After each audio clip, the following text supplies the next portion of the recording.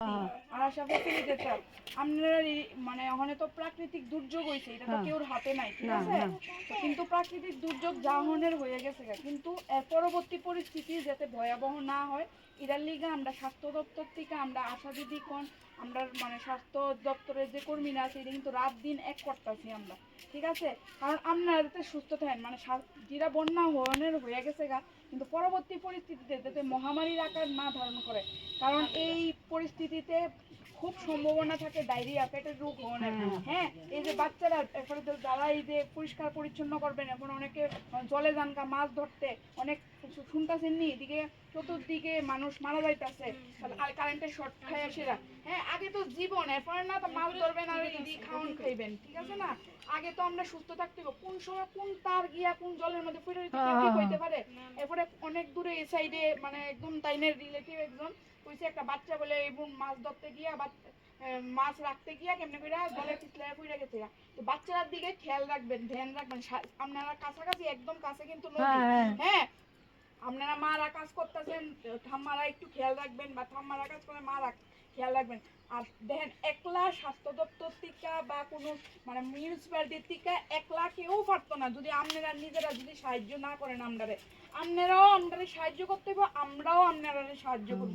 আপনারা আমাদের কেমনে সাহায্য করবেন যে আপনি দেখছি আপনারা আশেপাশে এদিকে কতটি নদীর থেকে জল আসে ময়লা এমন হয়েছে, আপনারা বাড়ির মহিলারা আছেন কাছাকাছি, আপনারা কবে ওখানে তো লেবার টেবার সব কিচ্ছু পাওয়া যেত না, বুঝলেনই তো সিচুয়েশন খারাপ।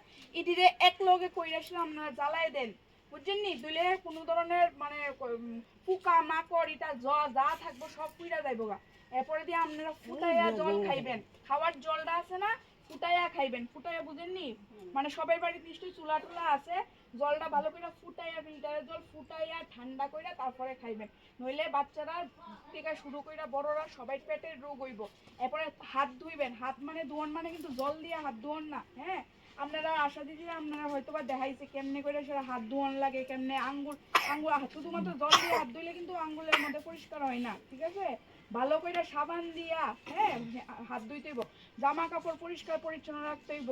এরপরে লেট্রিন টয়লেট এটির মধ্যে যেদিকে ইয়ে আছে এদিকে আশা দিদির কাছে ব্লিচিং দেওয়া হয়েছে, ব্লিচিং গুল্লা তাইনে দিয়ে দেবো। তো তাইনে তো একটা মানুষ কত জনের বাড়ি যাবো, নিজেরা আপনারা যদি দায়িত্ব করে লন, আপনারা এই এরিয়াটা আমরা গ্রামটা তো আমরা যদি পরিষ্কার পরিচ্ছন্ন থাকি তইলে আর আমরা হসপিটালে যাওয়া লাগবে না। আমরা স্বাস্থ্য দপ্তর থেকে আমরা চাই একমাত্র আপনারা যাতে সুস্থ থাকেন, আপনারা যাতে ভয়াবহ পরিস্থিতির শিকার না হন, সামনের দিকে ভয়াবহ পরিস্থিতি যাতে না হয়, আপনারা যাতে সুস্থ থাকেন।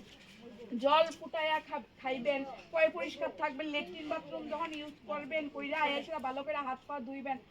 বাচ্চারা বিভিন্ন এই যে হালকা ফুলকা জামা কাপড় সন্ধ্যার পরে সবাই যখন ঘুমাইবেন মশারি টাঙায় রাখবেন, কারণ এখন ডেঙ্গু বহুত কিছু হইতে পারে। বাড়ির আশপাশে কোনোভাবে যাতে জল না জমে, মশা মাছির উপদ্রব যাতে না হয়, ওই দেখেন ইন্ডিয়া ইউএমসি থেকে পরিষ্কার করতে হবে।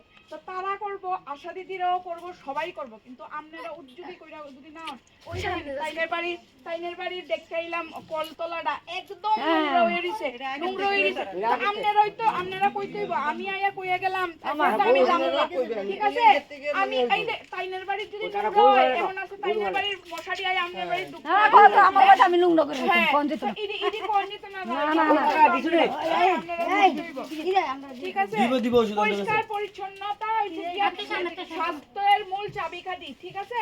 ওখানে যে পরিস্থিতি আমরা কাটাইয়া উঠছি আরো যাতে সামনে ভয়াবহ পরিস্থিতি না হয় এটার লিগে আমরা স্বাস্থ্য দপ্তর থেকে আমরা চাইতেছি যে আপনারা সুস্থ থাকেন, কিন্তু সুস্থতা